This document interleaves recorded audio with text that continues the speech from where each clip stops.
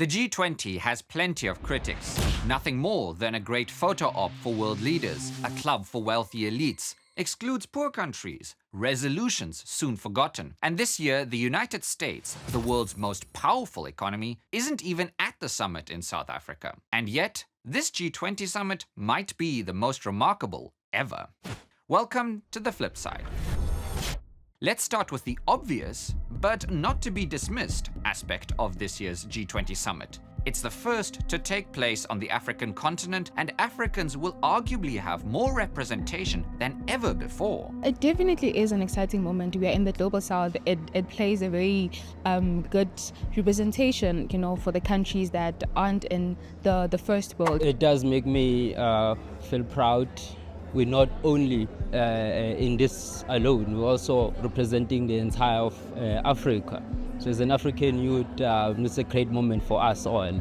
More importantly, the theme of South Africa's G20 presidency is solidarity, equality, and sustainability, and is focused on debt restructuring, which disproportionately affects Africa's lower income countries. African priorities like debt sustainability to reform of the broader global financial architecture to issues that we prioritize in the G20 are moving from the margins of the G20 to its core.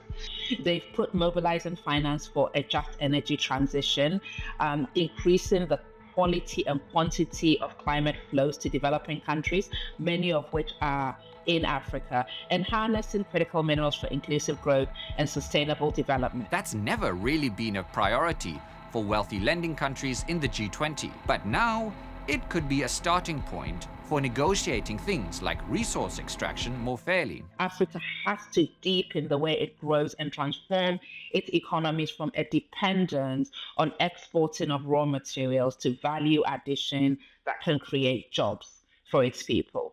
Now, for Africa to realize this potential, it must have access to the right types of finance when it is needed.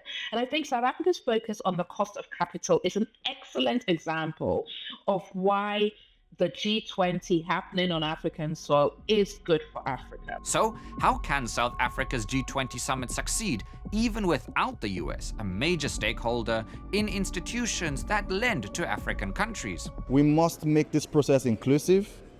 We must make this process diverse so that we can hear from the people that we are doing all of this for. Africa has the largest number of youth. So in a way, the future belongs to us. He's right. And a third of Africa's workforce and significant reserves of critical minerals. But it's perhaps this aspect, above all, that South Africa's G20 is a worldwide recognition of. So global growth and stability depends on whether or not the African continent's trajectory is good or bad. And that's the flip side.